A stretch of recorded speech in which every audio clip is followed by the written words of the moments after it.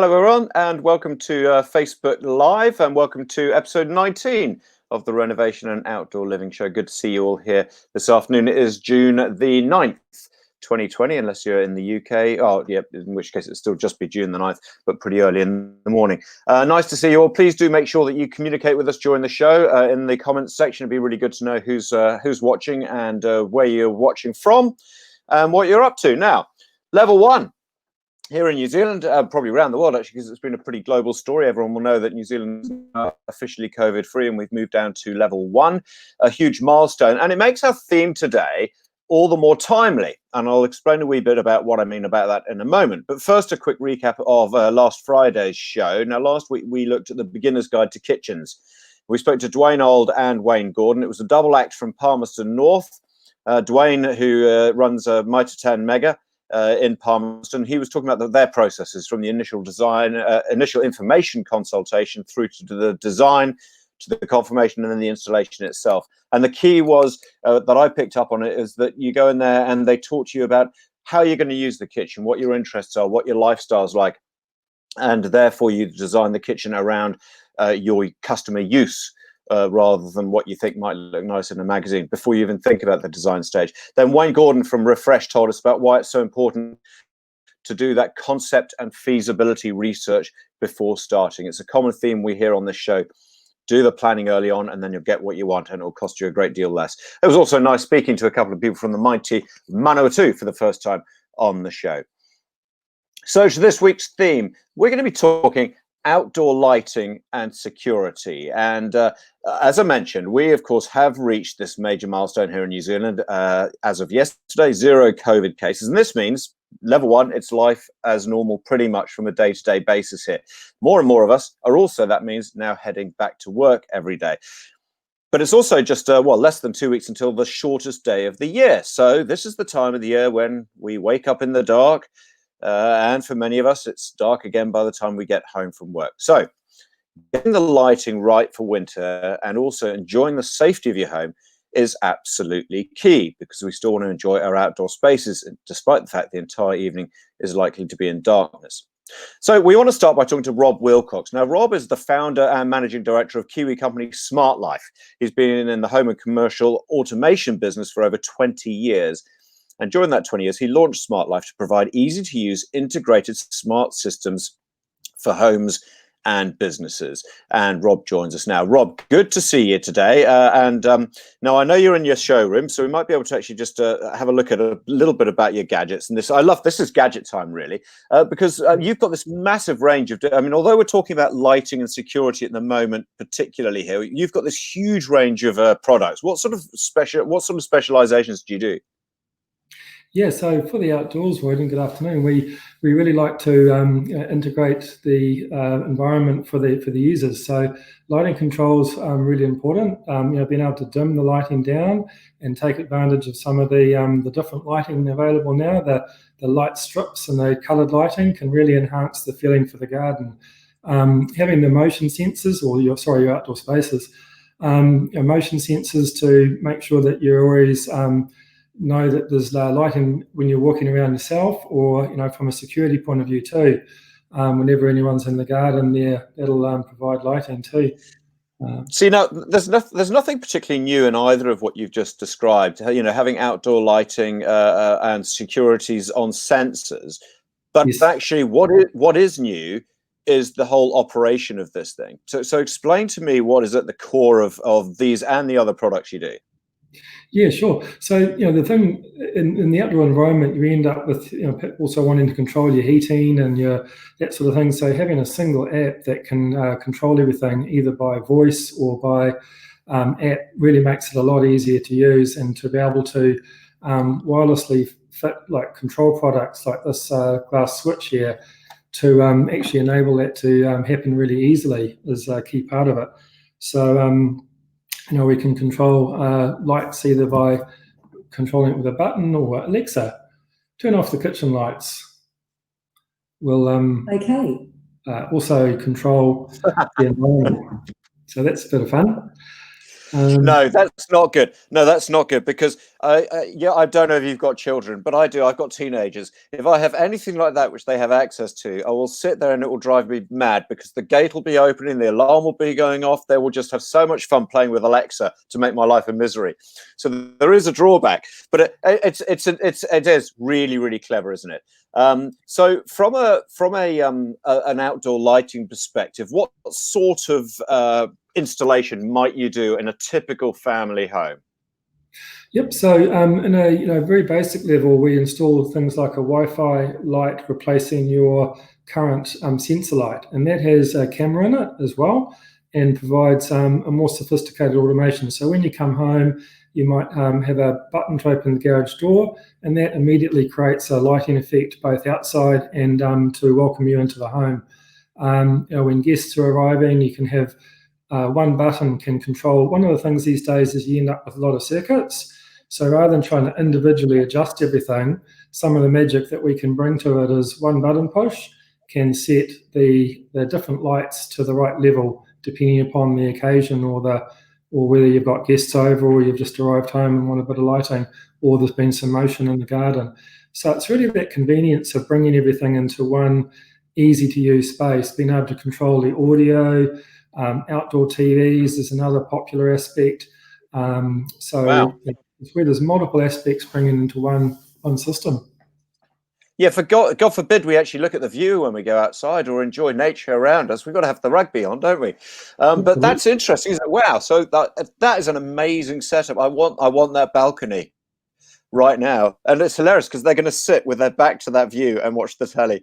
But fair enough. Hey, now tell me, so because let's say in our house, right, well, we've got motion sensor lights, the traditional ones which you set at the unit each individually, and then when the light goes out, I'm in the garden, I'm waving to activate it again.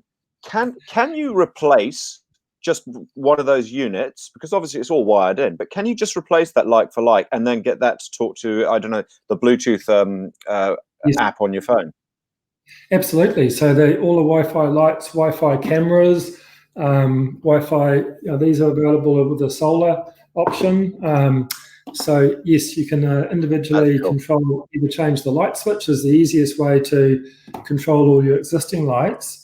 And then we have our garden lights that have the built-in Wi-Fi to add to that as well. So very retrofittable these days, easy to set up. So it's all Wi-Fi. I mentioned Bluetooth, so it's Wi-Fi is the connectivity, is it? Yes, mainly these days we're using Wi-Fi. We also have other wireless technologies that we can use depending upon the product. So key fobs that can be Z-Wave or Zigbee. If you want to have a ability to perhaps adjust, you've got your phone, of course, but sometimes it's convenient to have a little key fob to maybe adjust the heater or some of the functions or just the volume in the garden. Yeah, but fun enough, because it's probably likely to live where you're going to be at that stage, and often you might not have your phone with you, so it makes sense to have that double up, doesn't it? This is the stuff of, well, not that long ago, of almost the fantasy high-end luxury homes. So I mean, how mainstream is this tech becoming, and how affordable is it? That's really been the focus of our company, Smart Life, is we do these custom high-end homes, but our vision has always been to bring it down to every home. I mean, all cars have got central locking, and all homes have got an automated garage door now, which wasn't the case when we were kids. But nowadays, this technology is becoming very affordable, and by developing our own app, we can actually integrate these different products together at a very affordable price. So off our website, for example, these cameras and things are a few $100s. So you can get started with our system, and you can add any of these products, knowing that they'll all work within the one app. And that's really a big point of difference that we've created. We've also opening technology showrooms around the country so people can come and experience this, because it's easy to end up with a whole lot of disparate systems, and that creates frustration as you add new items to your home. But with the way that we've developed this, you can keep on adding a little piece each time, every birthday, and it just brings your outdoors to life. Now, I love this because, so Rob, is it a situation where I can ring you guys up and say, can you come round and just look at our house, which has nothing of this except for the one Alexa music system in the corner, which is why I know how annoying it is with teenagers who change your song the whole time. But is it a case of getting one of you guys around and going through the whole property and going, oh, you know what, Rawdon, we could automate that. And do you know what, we could do that. And we could do that, and then you'll go away and put down a whole list of prices. And as just what you said, I could say, well, okay, let's do this and this, and then next year we'll be able to do this and this. That's what you're doing. That's 100% right. And wow. There you go. Gift days for the next 5 years, eh? Yeah, that is fantastic. That's so cool. And I don't think we've even touched the surface of some of the applications which I mean, just even looking at the phone app where you were talking about CCTV and roller doors and goodness knows what else. But so we need to talk again after you've been around to my place. But Rob, are you nationwide? Are you overseas as well? We're actually just looking to set up overseas, but at the moment we're in 3 branches in Auckland and in Tauranga. Yep. And we are looking to expand nationwide and to make our products available through non-lemming retail as well. So that'll be really exciting. Okay, that is awesome. Yeah, why not expand? I mean, the economy is hot. Go for it. No, good on you, Rob. That's fantastic. And there's no doubt, even if the economy is cooling, the sort of stuff you're doing is only going to go one way. So that's really cool. That is Rob Wilcox there from Smart Life. Awesome company. Really interesting stuff, and I'll look forward to seeing you or one of your colleagues around at our place fairly soon.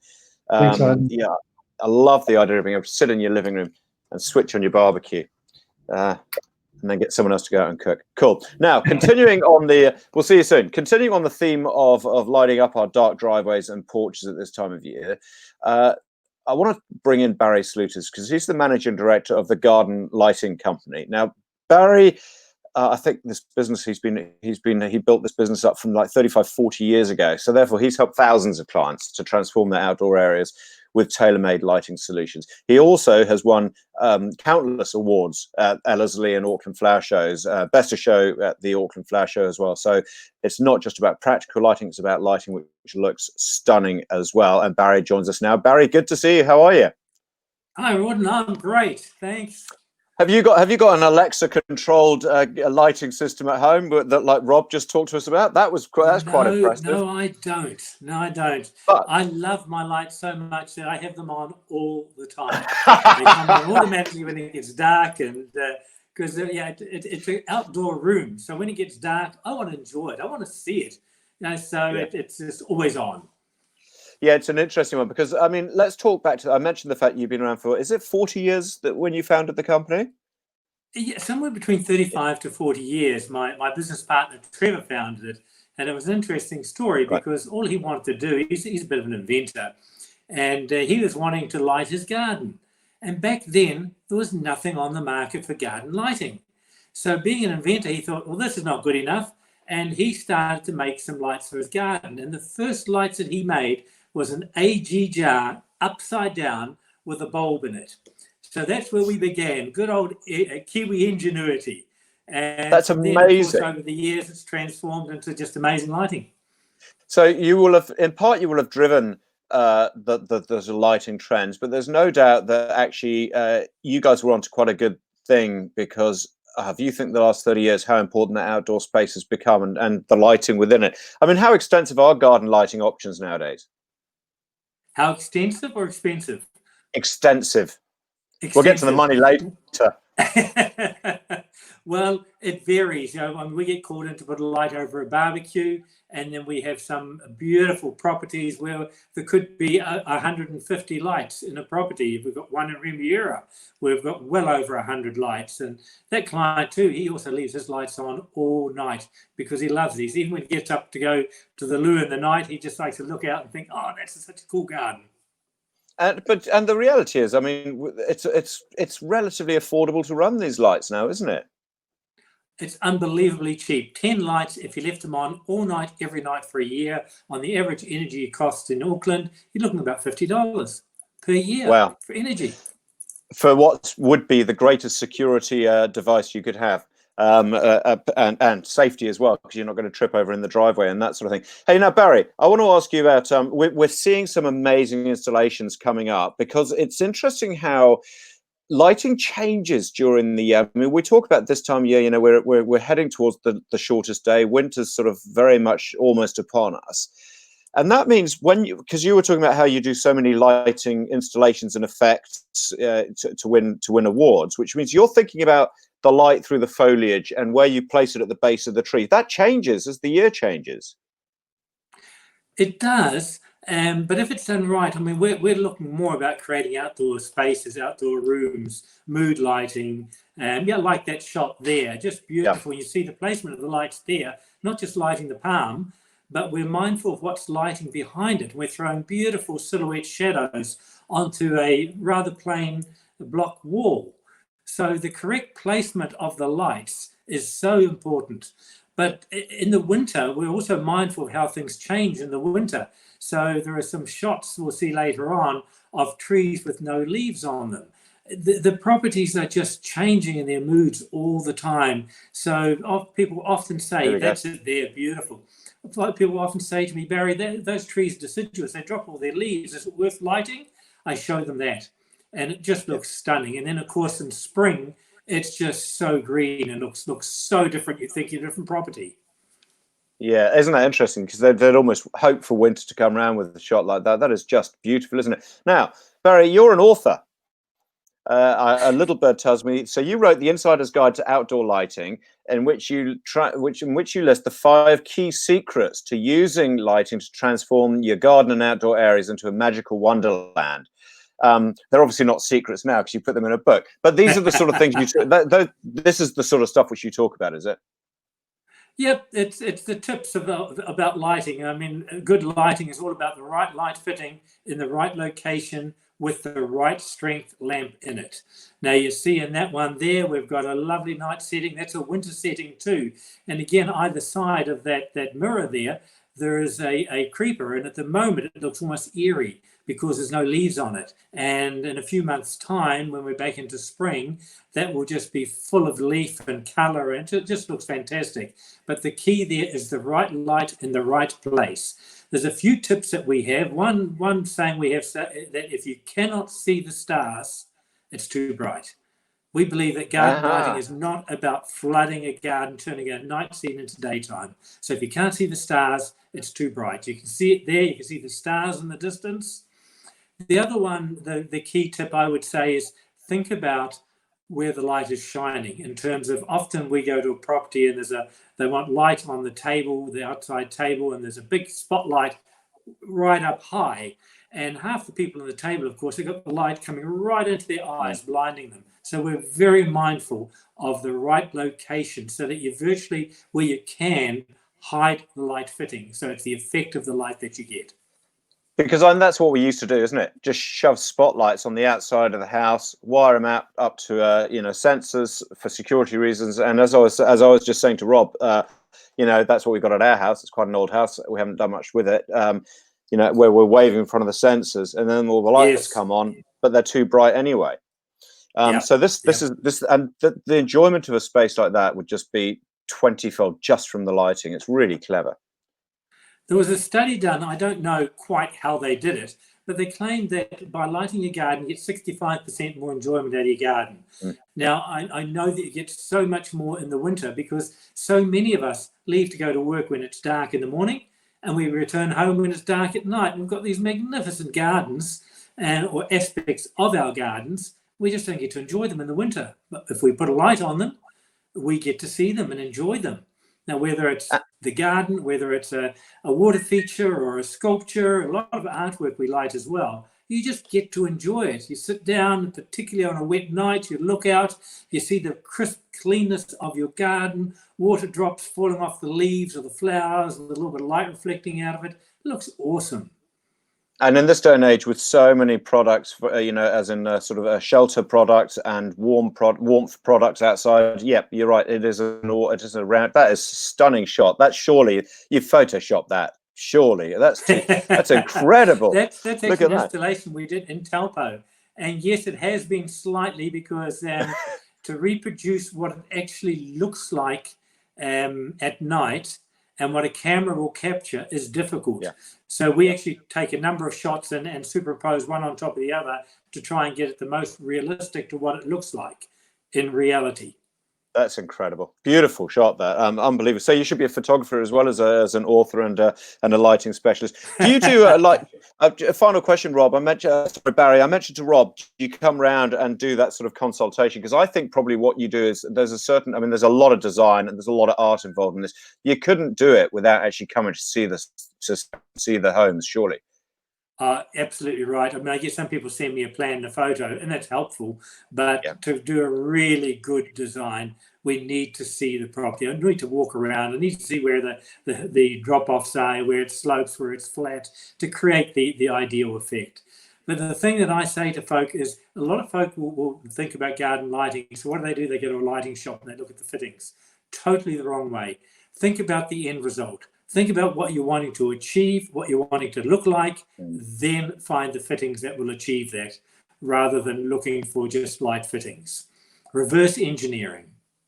Yeah, it completely makes sense. And I think that I've got the most ideal blank canvas for you. It's my place. We're going to sort it out. But now Simon's just written in. Hi, Simon. This is Simon Lawrence has just written in saying he's got a lot of input into the show. He's saying he likes your shirt. Okay. Oh, thank you. That's what you must take away from today's chat. Look, Barry, really good to have a chat with you. And I'd love to talk more about some of your other awesome work as well in the future, and a wee bit more about the product. Just very quickly though, what do you reckon the smallest budget you could put to get any sort of decent? I mean, obviously you don't, beyond just putting 1 or 2 lights in the garden. How little can you spend to get some sort of really cool effect? Well, the thing is, you could, I mean, you can do some of it yourself. There's no question about it. It's low voltage, just an electrician to connect it. So, I mean, you can buy lights for $100 through to $1,000. So you're starting at that $100 mark. I do say it's worth buying good product, paying more, because 25% of what we do is pulling out bad lights that have been not well made, doesn't suit the environment in New Zealand where we're coastal, and we end up putting good lights in. So pay a little bit more for the lights. To have them installed, it could be anything starting at $1,000, and the sky's the limit depending on the size of your property, how much we're lighting. But like I said, we'll light just one barbecue, light over a barbecue if necessary, or right through to the 200. Yeah, open-ended question, really, wasn't it? But you make a very good point. Is that so much of what you're doing is pulling out the crap? So don't waste your money on it. Really good to have a chat, Barry. Thank you very much for giving us some time. Good to see you. That is Barry Sluices from the Garden Lighting Company, and we will definitely have a chat with Barry again when we look at the results of the work he does in my backyard. Now, I mentioned that we've reached level 1 here. In New Zealand, this COVID thing is for now past us. Life pretty much back to normal. There'll be many of us, no doubt, playing catch up on what we couldn't do over the last 3 months or so, and that will be true of renovations and of building projects. And my friends at Refresh and also at Zones Landscaping, they're inundated with design at the moment, and people wanting to get these projects up and running. But we can catch up if we get on with it. Now, this is where we must look to the Chinese a wee bit, because we heard in early February, China building an entire makeshift hospital for its COVID-19 patients. This is in Wuhan, where it all started. It took them 10 days to build this hospital. It was over 2 floors. It had 30 intensive care units. It could hold 1,000 patients. It took them 10 days. What about a bigger build? How quickly could you build a really huge construction? Or at least how quickly could the Chinese do it? Because I don't think any of us are anywhere near this yet.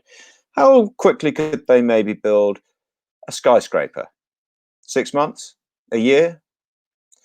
Well, a Chinese construction company claims to be the fastest builders in the industry after building a 57-story skyscraper in record time. 57 stories. Now, it's in Shanghai. This is the capital of the Hunan province.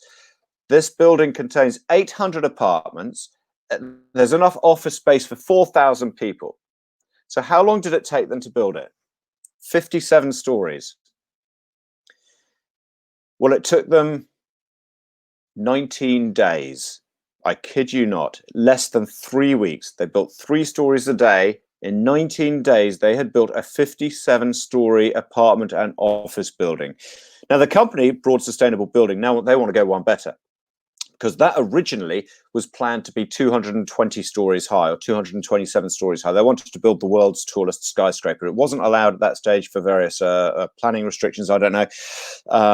But anyway, they now want to build the world's tallest skyscraper. It's going to be 220 stories high, and they reckon they can do it in 3 months. I'd love to see it when it's finished. I don't know if I'd want to stand in it or stand underneath it, but I'd love to see it. Anyway, there you go. Shows you what you can do with a little bit of time, a little bit of initiative, and probably an awful lot of money and government support. We'll see you Friday. Bye-bye.